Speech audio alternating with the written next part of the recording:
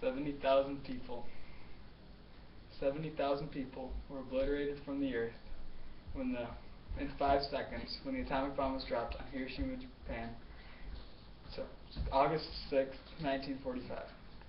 The quickest amount of death toll of that much. The death toll of both bomb droppings was 225,000 people. We can't fully comprehend the horror of this attack.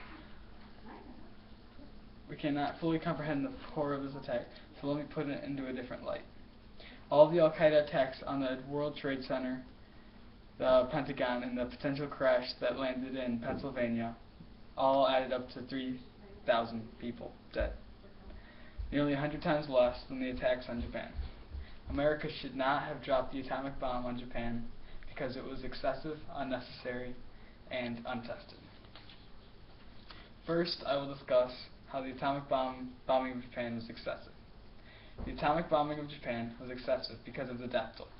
225,000 people died in 1 month due to these bomb droppings. 2,400 people died at the Pearl Harbor bombings. Again, 100 times less than the attack on Japan.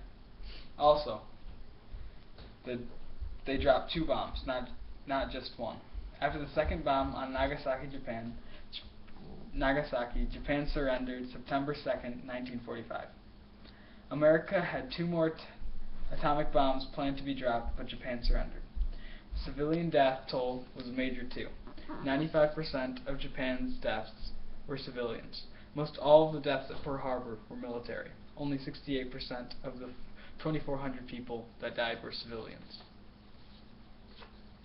Not only was the atomic bombings excessive, but it was also very unnecessary. They are unnecessary for many reasons. Traditional bombings were working well all around the world during World War II. These bombings were directed at military bases like Pearl Harbor. The Americans' main goal was to strike terror into the people of Japan. Also, the war with Germany was over. It allowed for more resources on the Pacific because the war on the Atlantic was over. There was more ability to fight a war and not drop a bomb. We had more than enough soldiers and resources to win another war. Japan was already ready to surrender. They wanted to surrender and keep their honor, according to General Eisenhower. There was no need to drop 2 atomic bombs and disrespect Japan. The atomic bombings were excessive and unnecessary, but were extremely untested as well. The atomic bombings were extremely untested. They were tested on small scale, but never on humans. Atomic radiation killed people in these cities as well as surrounding cities.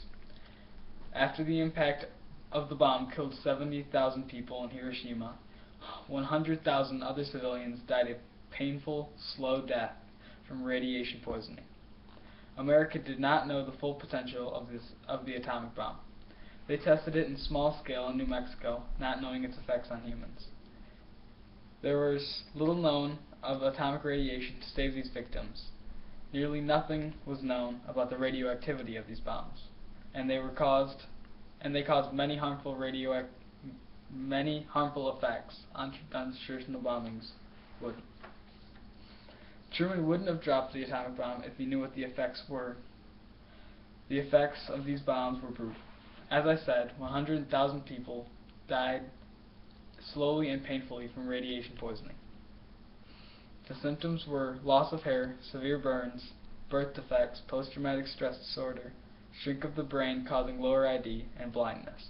More than 400 cancers were exposed to these people from all the radiation that was released. Most of the 100,000 people died from cancers and radiation that was exposed. Those who survived all the attacks lived a miserable life full of confusion and sickness. Since the dropping of these 2 bombs, no nation has ever used atomic weapons in war. Could this be because they know that the atomic bombings on Japan was excessive, unnecessary, and untested? In our lifetime, we've been impacted by the terrorist attacks on 9/11. If you had grown up in Japan in the 1950s, would you consider Americans terrorists as well? With hundreds of nuclear warheads in dozens of countries around the world, are we 5 seconds away from the same fate? Or will we learn that America should never have used atomic bombs and we should never use them again?